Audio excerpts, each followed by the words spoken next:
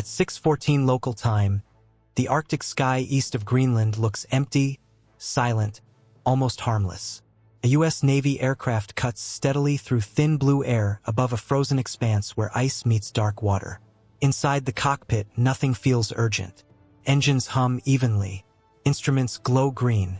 Visibility is clear, conditions stable. This flight is routine by every measurable standard. No turbulence, no storms, no warnings. But in military aviation, danger rarely announces itself with chaos. It arrives quietly, disguised as normal, waiting for the moment discipline is tested. The warning tone breaks the silence without drama, sharp and mechanical. Radar contact, rear quadrant.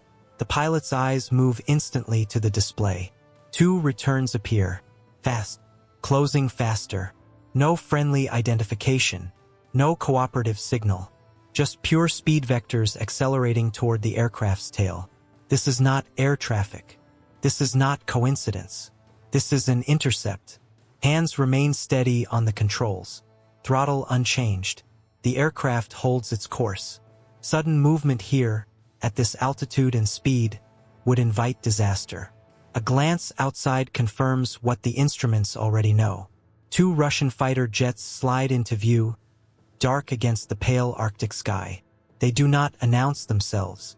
No radio call, no warning, no coordination on international frequencies. Silence, deliberate and calculated. In the air, silence is not absence. It is communication. The Russian jets move closer, positioning with precision. One angles high and forward toward the American aircraft's left side. The other stays lower, offset to the right, lingering just outside direct forward view. It is a pressure formation designed to dominate space, divide attention, and force reaction. The distance collapses under 1,000 meters. At these speeds, that margin is measured in seconds. Inside the cockpit, the pilot feels no panic. Not fear. Awareness. Training takes over. Every briefing on cold water intercepts, every simulator run, every rule of engagement comes alive. Do not flinch. Do not escalate. Do not give the other side a mistake to exploit. The Russian jet on the left pushes closer, edging its nose toward the American aircraft's flight path. Wake turbulence ripples across the canopy. The margin shrinks to meters. Still no radio call. Still no acknowledgement. The pilot reports calmly. Lead contact maneuvering aggressively. Inside safety envelope. No emotion. Just facts moving through the command network in real time. The Russian aircraft surges forward, crossing nearer to the nose. Not a collision course. Not yet. Just close enough to send a message. This is the moment these encounters hinge on. Break away and you look evasive. Turn hard and you risk collision. Chase and you escalate. Do nothing and you signal confidence, but only if you can hold it. The pilot holds it. Course unchanged. Speed constant. The aircraft slices forward as if the intruders do not exist. Sensors record everything, but the visible response is restraint. The warning system spikes again. Collision alert. Muscles tense, but hands stay still. This is where pilots die if discipline slips. The Russian jet presses closer, its shadow flashing across the nose for a split second. Then, abruptly, it pulls up, climbing away, breaking the line it was threatening to cross. The second jet follows, widening distance slightly. Immediate danger fades, but the encounter is far from over. Over cold water like this, nothing happens by accident. This was only the opening move. The American aircraft continues straight ahead, engine steady, wings level. The Russian fighters remain nearby, close enough to turn a routine flight into catastrophe if discipline fails. This is the dangerous phase, when adrenaline fades and assumptions creep in. The pilot scans instruments methodically. Airspeed stable, altitude steady, systems normal. Only the environment has changed. The Russian jets reposition again, crowding airspace without crossing a clear line. Close enough to intimidate, far enough to deny intent. The pilot recognizes it instantly. This is procedure, not improvisation. A short transmission confirms command awareness. No new instructions, That silence is intentional. Escalation is procedural, not emotional. The Russian jets drift closer again, then stabilize. One slides laterally, matching speed off the left wing. The distance is tight but survivable. Any closer and wake turbulence becomes uncontrollable. The pilot does nothing. From outside, it may look passive. Inside, it is controlled restraint, the hardest skill in military aviation. Radar warning, receivers log intermittent sweeps. Not a full lock, just enough energy to be felt. A reminder, the pilot does not react. Predictability is power here. It denies options. It forces the aggressor to either disengage or push further into undeniable danger. The Russian formation tightens briefly, then loosens. Pressure, pause, test.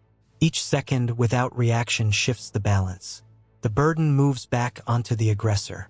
Another push comes. The Russian jet slides across the nose again, closer than before. Alerts spike. The corridor of safe air shrinks to heartbeats. The pilot's grip tightens, but the aircraft does not move. Then the Russian jet climbs sharply, breaking away at the last possible moment. The second jet widens its arc.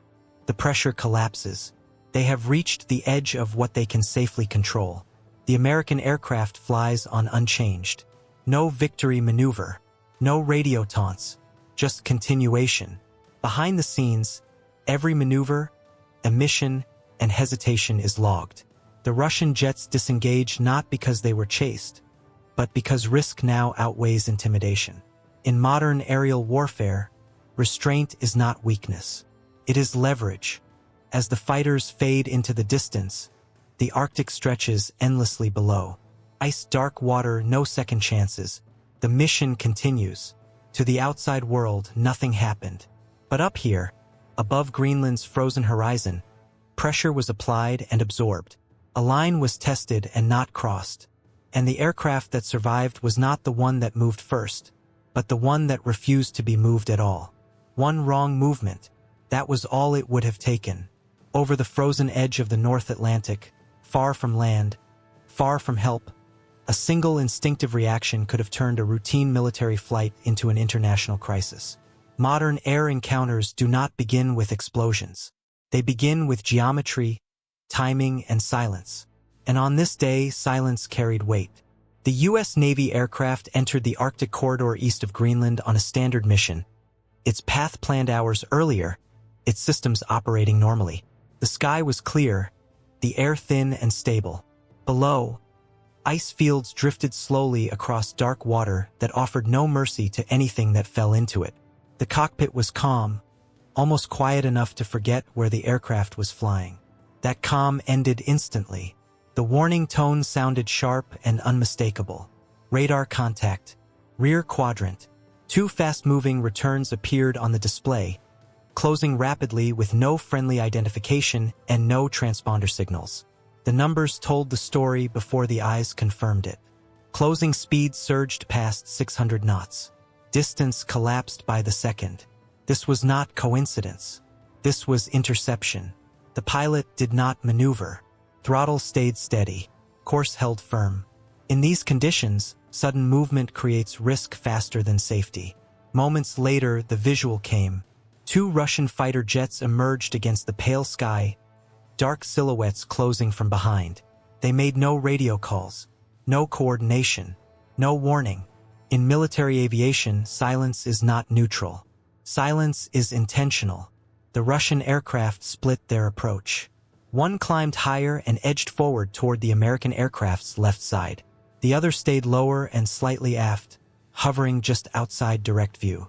It was a classic shadow tactic, designed to dominate space and divide attention. The distance dropped under 1,000 meters. At this speed, that margin was dangerously thin. Inside the cockpit, alarms remained quiet, but tension rose. The pilot felt the encounter tightening. Wake turbulence from the Russian jet rippled across the airframe, a subtle vibration where none should exist. Still no radio calls. Still no acknowledgement. The pilot transmitted calmly. 2 fast movers, no hails, aggressive positioning. The command network already saw what he saw. The Russian jet surged forward, crossing closer to the nose. Not a collision course. Not yet. Just close enough to force a decision. This is where intercepts turn dangerous. Break away and you look evasive.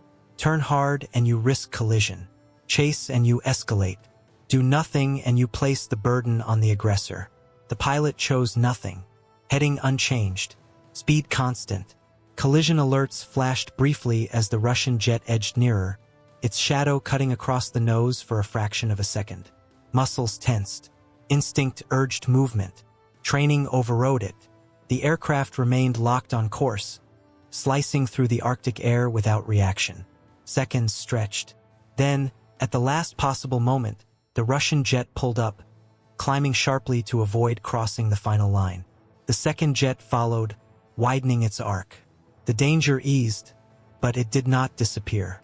This was the phase where mistakes usually happen. After the initial shock, when assumptions creep in, the American aircraft continued straight ahead. Instruments scanned in a steady loop. Airspeed stable. Altitude steady. Systems green. The Russian jets stayed close, repositioning again, crowding airspace without triggering a clear violation. They tested the edges carefully. One slid laterally to match speed off the left wing. The other lingered low and aft. Close enough to intimidate. Far enough to deny intent. The pilot recognized the pattern immediately. This was not improvisation. This was doctrine. The response remained the same. No reaction. Radar warning receivers logged brief sweeps. Not a fire control lock. Just enough energy to be noticed. A reminder of presence. The pilot did not call it out. Data was flowing automatically. Predictability was power. By refusing to maneuver, the American aircraft denied the Russians the feedback they sought. Pressure built again. The formation tightened, then paused, then tightened once more.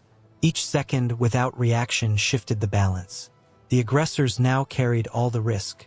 Another push came. The lead Russian jet crossed the nose again, closer than before. Alerts spiked. The margin shrank to meters. This was the most dangerous moment of the encounter. The pilot held steady, hands fixed, throttle unchanged. The aircraft flew as if on rails. For a heartbeat, both aircraft occupied nearly the same airspace. Then the Russian jet broke sharply upward, forced to climb to avoid disaster. The maneuver was abrupt, revealing how thin the margin had become. The second jet widened its distance. The pressure collapsed. That moment changed everything. The Russian pilots had pressed as far as they safely could. Any closer and the risk of collision would have been undeniable. With no reaction to exploit, intimidation lost its leverage. The formation loosened. Spacing increased. Movements became smoother, less aggressive. The American aircraft continued forward unchanged. No chase, no climb, no visible response. Behind the scenes, sensors recorded every maneuver, every emission, every hesitation. What looked like dominance from the outside had become exposure. The Russians disengaged not because they were forced, but because continuing no longer served their purpose. Minutes later, the fighters drifted farther away, their silhouettes shrinking against the Arctic sky. The airspace stabilized. The immediate danger passed. The mission continued. No weapons were armed. No flares deployed. No radio arguments exchanged. Yet the encounter mattered. Because in modern aerial warfare, escalation is measured not in explosions, but in restraint. Over frozen water where mistakes are fatal, the aircraft that survives is not the one that moves first. It is the one that refuses to be moved at all. The Arctic sky was a hard blue, cold and merciless, stretching endlessly over the ice fields east of Greenland. In the cockpit of the U.S. Navy aircraft, everything seemed routine. Instruments glowed softly, engines hummed steadily, and the mission proceeded as planned. But over these frozen waters, routine is deceptive. Here, a single misstep could become a catastrophe measured in meters and milliseconds. At 0614 local time, the first warning hit. A sharp mechanical chirp cut through the cockpit's comm. Radar contact, rear quadrant. Two fast-moving signatures appeared, closing with terrifying speed. No transponder, no friendly identification. Just raw velocity vectors blazing across the HUD. Closing rate over 600 knots. Distance collapsing. This was no accident, no coincidence. This was an intercept. The pilot's hands remained light on the controls. Throttle steady. The aircraft held its line. Training over instinct. Years of simulated high-speed encounters now guided every heartbeat. The two contacts solidified into shape, two Russian fighter jets, dark against the pale Arctic sky, maneuvering aggressively. No radio call came, no warning issued. In military aviation, silence carries a message. Here it screamed intent. The formation was textbook. One jet high and forward, edging close on the left. The other lower, just outside peripheral vision, holding position with subtle menace. The closure dropped under 1,000 meters. At these speeds, that's nothing. Wake turbulence rippled over the cockpit, a tangible reminder of the margin for error. Any sudden move, a misjudged roll, a throttle twitch could spell disaster. The pressure was immediate and precise. Inside the cockpit, awareness sharpened.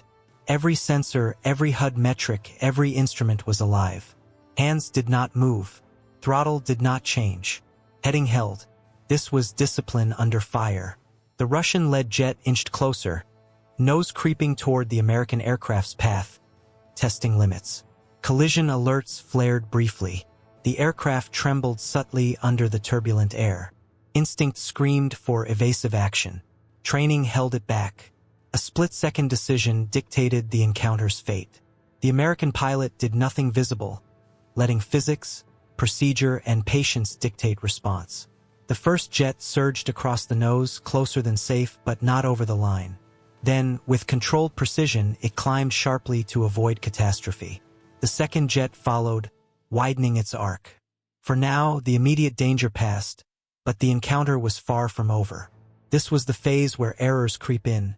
After shock fades, when assumptions whisper, when adrenaline ebbs, the aircraft continued forward, instruments scanned in practiced loops.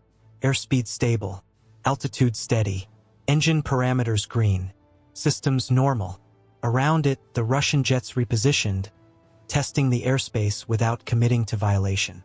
Close enough to intimidate, far enough to maintain plausible deniability. Radar sweeps and emissions logged silently. Brief touches of energy, no fire control lock, just enough to remind the American pilot of their presence. Yet no reaction confirmed the strategy. Predictability was power. By refusing to move first, the American aircraft placed all responsibility on the aggressors. Every adjustment, every near approach now belonged to them. Every miscalculation could be their own. The Russian formation tightened again. The lead jet edged forward. Alerts blared. The distance shrank dangerously. The American aircraft remained steady. Hands fixed. Throttle steady. The aircraft cut through the Arctic air as if the aggressors weren't there. Every second stretched. Every heartbeat measured. Then the lead jet climbed sharply to avoid crossing the safety envelope. The second jet widened its spacing. The threat's leverage vanished. For the first time, the Russians were forced into caution. The American aircraft continued unaltered. No climb, no evasive banking, no reactive maneuvering. Observers on the ground and in command centers watched every motion, reconstructing the encounter frame by frame. Every sweep, every emission, every change in position created a fingerprint. Patterns emerged. Behavior under pressure became data. The aggressors, believing themselves dominant, had inadvertently revealed more than intended. The Russian jets remained visible but inert, close enough to be threatening, distant enough to avoid catastrophe. Presence had been established, intimidation tested, yet no leverage could be gained. The American pilot's restraint had shifted the balance. Every approach forced a choice. Escalate and risk everything or retreat and lose face. Gradually, the jets widened, climbing and drifting away. The pressure pattern had collapsed. The most dangerous moments had passed.